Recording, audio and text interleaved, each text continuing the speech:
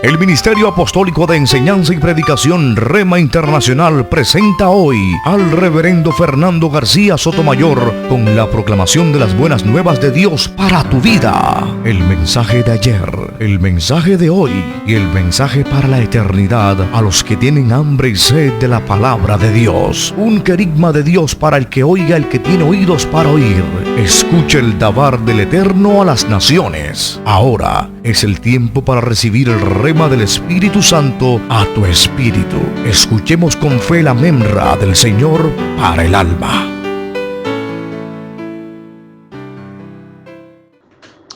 Bien, vamos a la palabra del Señor y les invito a que ustedes busquen allí en sus Biblias libro de Éxodo capítulo 33 y el verso 21 en sus Biblias. Éxodo 33, verso 21.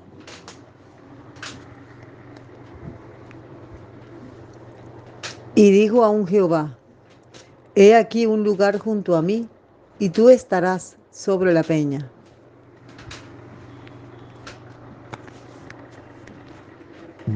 Vamos a leer también el verso 22. Y cuando pase mi gloria, yo te pondré en una hendidura de la peña, y te cubriré con mi mano hasta que haya pasado. Amén. Dios nos esté bendiciendo a través de su bendita palabra. Oro al Señor que nos dé también entendimiento espiritual de su palabra. Necesitamos un corazón entendido espiritualmente de su palabra. No basta con tener un conocimiento histórico, tener capacidad intelectual para nosotros estudiar la Biblia. Se requiere de entendimiento espiritual, se requiere de inteligencia espiritual.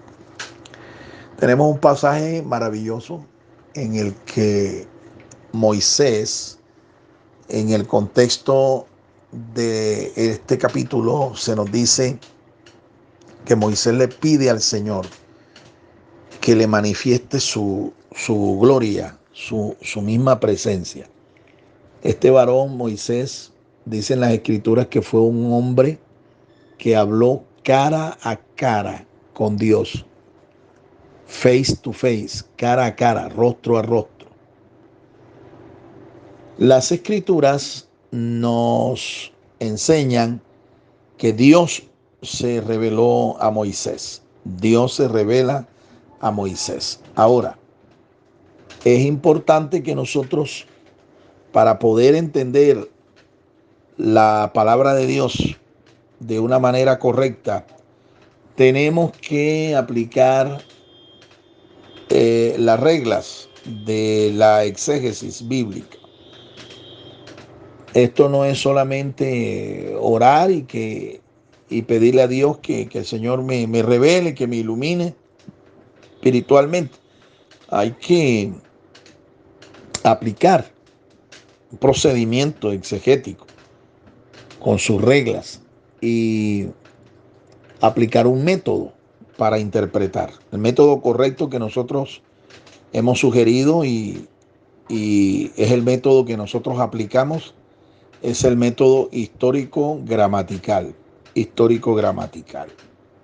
Una de las reglas de la interpretación bíblica nos dice que un pasaje debe interpretarse a la luz del contexto, a la luz de su contexto. Un verso, un pasaje de la Escritura debe interpretarse a la luz de su contexto. ¿Por qué? Porque muchas veces las expresiones que nosotros leemos no debemos interpretarlas literalmente, porque el contexto nos está indicando que aquí hay un mensaje que va más allá de lo que está escrito, más allá de la letra. Entonces, este es el caso de este pasaje. Nosotros cuando nosotros leemos de que Moisés fue un hombre que habló cara a cara con Dios, esto tiene que usted interpretarlo de una forma figurada, ¿sí? porque Dios no es hombre, ni tiene la figura de un hombre. Dios es espíritu.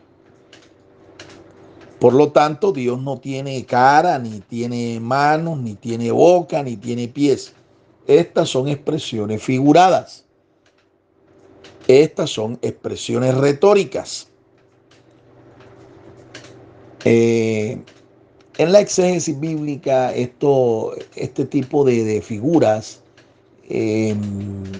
o de expresiones tienen un nombre específico, un nombre especial. Cuando se le atribuyen a Dios formas humanas, esta figura retórica se llama antropomorfismo. Antropomorfismos. O cuando se atribuyen a Dios ya no formas orgánicas, formas humanas, como si Dios tuviera boca o pie. También se conocen figuras que no le atribuyen a Dios formas físicas, formas humanas, sino sentimientos, emociones humanas. ¿Sí? Por ejemplo, cuando se habla de la ira de Dios, cuando se habla del amor de Dios, usted tiene que entender que esta es una forma retórica que en la exégesis se llama antropopatismos. Antropopatismos.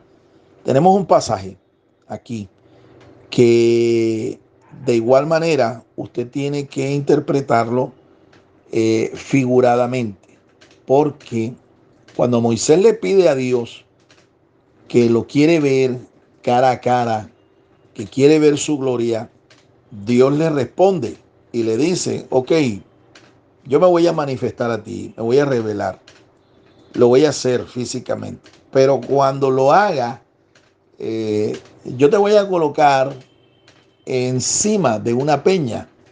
Moisés tenía que buscar una roca. Ahora, no era una roca espiritual. Él tenía que buscar una peña y colocarse ahí en la peña. Dice la escritura que cuando Dios dejara pasar su gloria para dejarse ver de Moisés, Dios lo iba a colocar en una hendidura. Lo más seguro es que era una especie como de cueva. Una cueva en la que Dios lo iba a meter. Pero no solamente el pasaje nos dice que Dios lo iba a meter en una hendidura sobre la peña en donde estaba Moisés, sino que Dios iba a poner su mano sobre él mientras que su gloria pasaba. Efectivamente, así ocurrió. Moisés buscó una roca, se montó en esa roca. Dios, cuando vio a su siervo allí que había escarpado la roca y se había metido ahí en la roca, Dios lo colocó, lo ubicó dentro de una cueva, y no solo eso, sino que su mano la puso sobre él. En el texto hebreo, la palabra mano es yad y se asocia directamente con el verbo cubrir, ¿sí? Que es el nombre literal de la letra Jaf, la letra número 11 del alefato hebreo. Repito, el texto nos dice de que cuando Dios pasó su gloria por delante de Moisés, él, entre otras cosas, no pudo ver sino las espaldas, ¿sí? Y lo que él vio fue la manifestación de la gloria de Dios.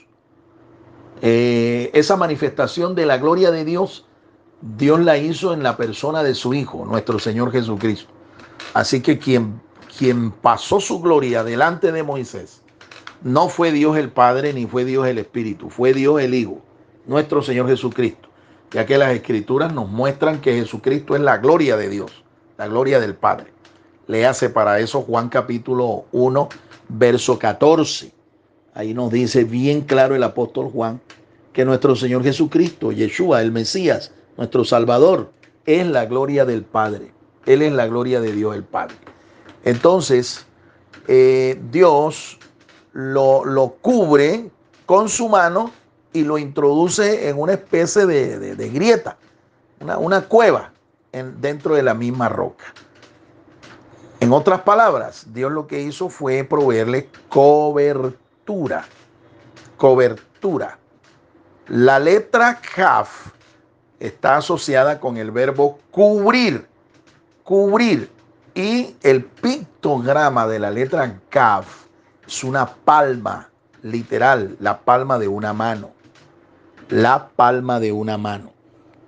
Con una palma de una mano nosotros podemos cubrir a una persona, pero no es solamente cubrir a la persona.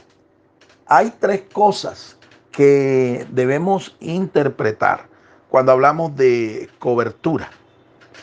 Tres beneficios, por así decirlo, que debe proveer todo aquel que es una cobertura, un mentor espiritual, un mentor cristiano, un mentor eclesiástico. Son tres beneficios que debe proveer a aquellos que están bajo su cobertura. Número uno, debe proveer protección. Protección espiritual, protección ministerial, protección jurídica, protección legal, protección. Igual que hace una mano.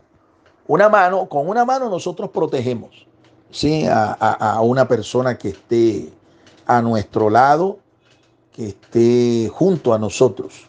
Con una mano o con las dos incluso, la protegemos. Rodeamos a una persona cuando la abrazamos y con eso pues estamos ofreciéndole cobertura, protección.